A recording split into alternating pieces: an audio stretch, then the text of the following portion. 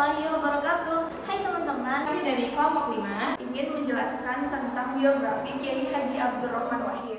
Kiai Haji Abdurrahman Wahid, beliau merupakan putra pertama dari Kiai Haji Wahid Hasyim dan merupakan cucu dari Kiai Haji Hasyim Asy'ari, di mana dia ini merupakan pendiri organisasi terbesar di Indonesia, yaitu Nahdlatul Ulama. Selain itu, beliau ini juga merupakan pendiri pesantren. Nah, ibunya bernama Haji Solehah, seorang putri dari Kiai pendiri pesantren di Jombang, Jawa Timur. Nah, pada tahun 1949, Ayah Gus Dur itu diangkat menjadi Kepala Menteri Keagamaan pertama. Keluarga Hasyim ini pindah ke Jakarta untuk mendapatkan suasana baru. Nah, di Jakarta itu, kediaman Wahid Hasyim ini didatangi oleh banyak orang. Di saat itulah Gus Dur mulai mengenal dunia politik, mulai dari datangannya tamu-tamu, mulai dari kedatangannya banyak orang ke rumah dia untuk membahas berbagai hal. Di situ Gus Dur mulai tahu dunia politik, mulai mengenal apa itu politik, dan mengenal lain-lainnya. Banyak sekali yang dia pelajari mulai saat itu. Nah, sejak kecil Gus Dur itu telah memiliki kesadaran penuh untuk mengenal NU dan mengembangkan NU. Tahun 1953, Gus Dur bersama ayahnya pergi ke Sumedang, Jawa Barat untuk menghadiri pertemuan NU dengan mengendarai mobil. Akan tetapi, di perjalanan mereka mengalami kecelakaan yang mengakibatkan ayah Gus Dur ini meninggal. Nah, Gus Dur merupakan tokoh panutan bagi banyak kalangan di Indonesia karena sikapnya yang baik, sikapnya yang demokratis, dan kepeduliannya terhadap masyarakat, begitu juga dengan Islam toleran. Sayang sekali beliau menutup usia di umur 69 tahun pada tanggal 30 Desember tahun 2009 di Jakarta. Riwayat pendidikan Gus Dur dimulai pada saat tahun 1953, di mana beliau lulus dari sekolah dasar dan kemudian melanjutkan studinya di SMEP Pegalongan atau Sekolah Menengah Ekonomi Pertama Pegalongan. Setelah melanjutkan studinya di SMP Pegalongan, kemudian beliau melanjutkan studinya di pesantren Tegarrejo yang berada di Magelang di bawah pimpinan Kiai Haji Cawendari, dan pada saat itu Kiai Haji Abdurrahman Wahid atau Gus Dur pun dikenal dengan ritual-ritual sufinya yang mistik di bawah bimbingan kiainya tersebut, sehingga beliau melakukan ziarah ke kuburan-kuburan orang berada di wilayah Jawa. Setelah 2 tahun menetap di Tegalrejo, kemudian beliau pun berpindah ke Jombang sampai berusia 20 tahun. Saat itu beliau pun menjadi ustadz di pesantren milik pamannya, yaitu Kiai Haji Abdul Fattah. Saat usianya 22 tahun, berangkat untuk menunaikan haji ke Mekah sekaligus melanjutkan studinya di Universitas Al-Azhar Mesir.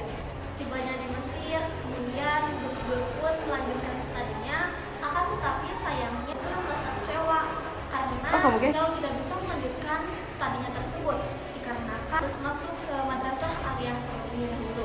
Di luar kegiatan kampus, Gus Dur pun selalu mengunjungi keramat para wali seperti Syekh Abdul Qadir Jailani yang merupakan pendiri jamaah tarekat Qadiriyah.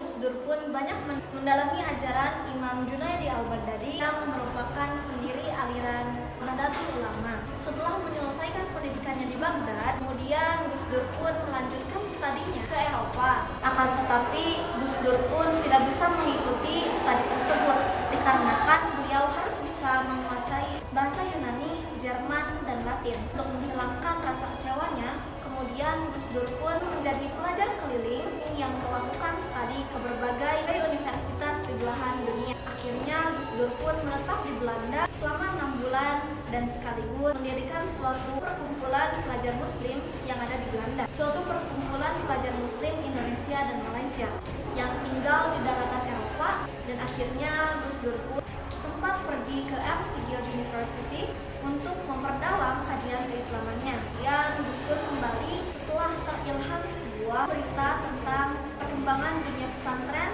dan akhirnya perjalanan studi pun berakhir pada tahun 1971. Lalu kembali ke Jawa dan memulai kehidupan baru sekaligus menjadi perjalanan awal karirnya. Desa Abdurrahman Wahid atau bisa dikenal dengan Gus Dur saat menjadi presiden, menjadikan Tahun Baru Imlek sebagai tahun libur nasional. Karena Tahun Baru Imlek pada masa penjajahan Belanda itu sempat dilarang.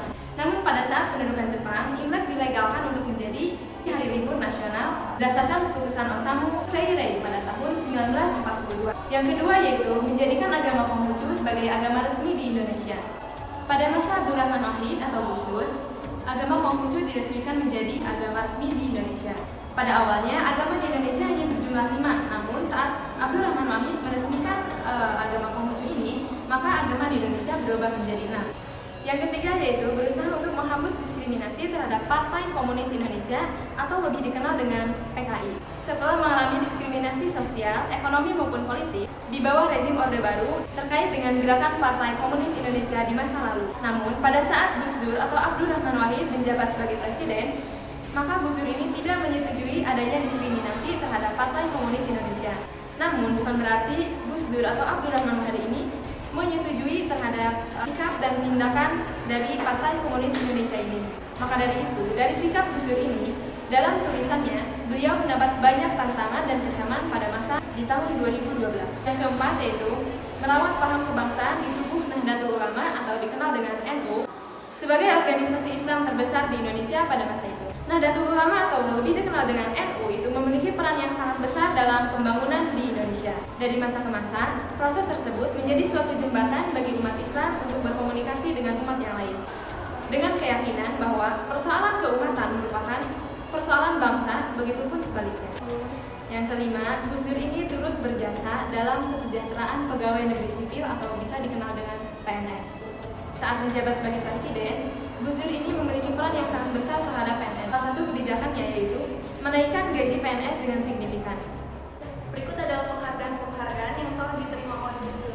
Pertama, Islamic Missionary Award from the Government of Egypt tahun 1991. Kedua, Honorary Degree in Public Affairs from University of Twente tahun 2000.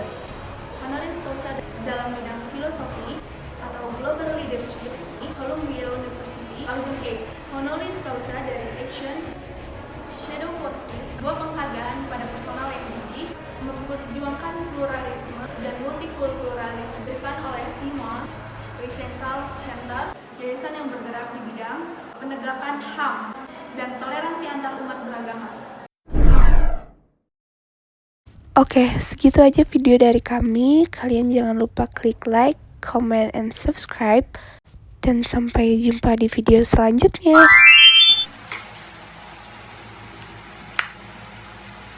Okay, she keep calling, never